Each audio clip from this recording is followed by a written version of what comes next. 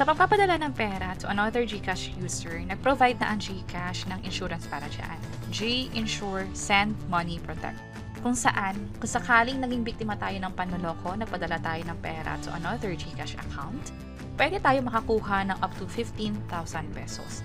Pag-usapan natin kung ano-ano yung mga cases na pasok lang kasi may mga cases naman na hindi talaga pasok. Halimbawa, transaction na may kinalaman sa cryptocurrencies o yung iba pa, hindi iyon pwede makakuha ng 15,000 pesos na claim. Pero yung mga pwede, pag-usapan natin kung biktima ka ng social engineering account takeover, online shopping fraud, pwedeng-pwede. Isa-isahin natin. Ano yung social engineering? Nakalagay dito kung sakaling nalinlang o naloko ka na buksan ng isang message mula sa taong pinagkakatiwalaan mo o sa isang reputable organization at nakapag-transfer ka, part yun ng social engineering. Isa sa mga halimbawa ay, let's say may tumawag sa iyo at nagpanggap silang taga GCash sila, GCash representative or representative sila ng mga bangko. At sinasabi na kailangan magpadala ng pera to this GCash account at para mag-proceed yung transaction, hiningi rin yung OTP sa iyo. It means na naging biktima ka na ng social engineering. Naloko ka na nila sa pagpapanggap nila. Hindi lang mga taga GCash or taga bangko yung pwedeng gamitin nila. Pwede rin sa mga charitable institution. Sabihin nila na pwede kang mag-donate at ang pakikinabang naman ito is for charity. That way, pwede rin maging part siya ng social engineering. Meron ding pagkakataon na kung sakaling nagpadala ka ng pera to another GCash account, hindi sila nagpapanggap na taga GCash sila or charitable institution sila or any organization na kilala. But instead, yung GCash account na yun ay nahack pala at nakapagpadala ka ng pera doon. Pwedeng maging part siya ng social engineering na cases. Next naman, ano itong account takeover na sinasabi?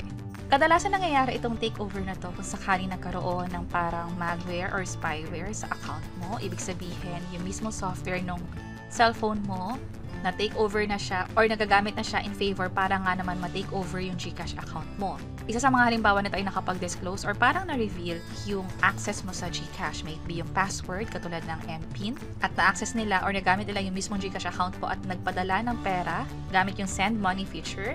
Isa na yun sa mga halimbawa na account takeover.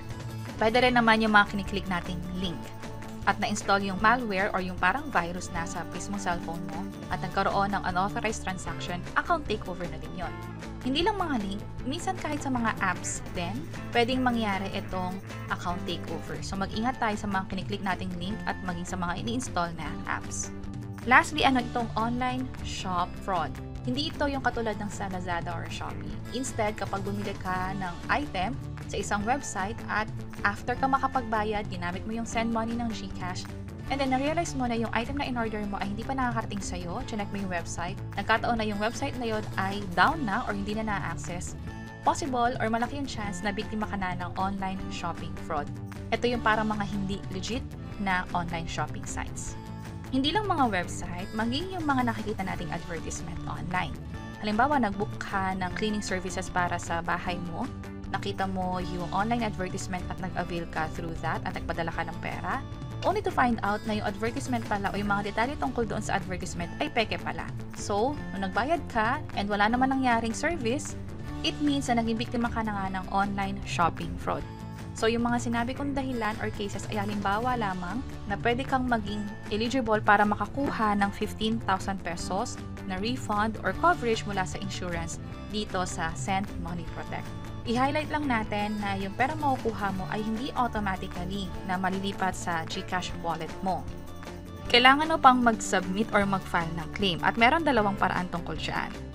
Unang-una, doon sa mismong app mo sa G-Insure, makikita mo yung Send Money Protect katulad ng sinasabi dito. Kapag ganyan, mapupunta ka na sa account page kung saan pwede ka nang mag-file ng claim online lang. Yung pangalawa naman ay online lang din. Bali, i-click nyo lang tong link na to kung saan mapupunta ka sa CHOB Claim Online. Mula dito, tap lang natin tong Let's Get Started at tap ko tong I'm Ready at Start My Claim Now. So, kompletuhin lang lahat ng information na hihingi nila mula sa iyo. May mga requirements din silang hihingin as proof dun sa nangyaring transaction. Also, ibang scam na rin na nangyari sa GCash account mo. At dahil napag-usapan natin yung mga pasok na cases, basahin na rin natin tong hindi mga covered. Kung sakaling yung GCash Express Send ay napadala mo pala sa legit naman na GCash account, yun nga lang, nagkamali ka lang talaga ng phone number, Obviously, hindi na yun pang i-scam. Pag ganon, hindi siya covered ng 15,000 pesos coverage ng insurance. At katulad din ng sabi ko kanina, yung mga transaction na may kinalaman sa cryptocurrency, concerts, tickets, hindi rin siya applicable. At marami pang iba dito. Mas maganda na basahin nyo na lang din to. Kasi possible mag-update din to by the time na pinapanood nyo na tong video na to. Para ma-access yung link, pag magpapadala kayo ng pera sa bandang baba, bago nyo i-enable itong insurance, meron ditong learn more na link. I-tap nyo lang yan at makikita na natin yung mga detalye tungkol sa insurance na ito. And that's it. Sana nakatulong tong video na to. Kung oo, pakiclick ang like button at para sa iba't ibang mga tutorial videos, pwede nyo i-share ito na sa baba. Sana makatulong. See you sa next videos.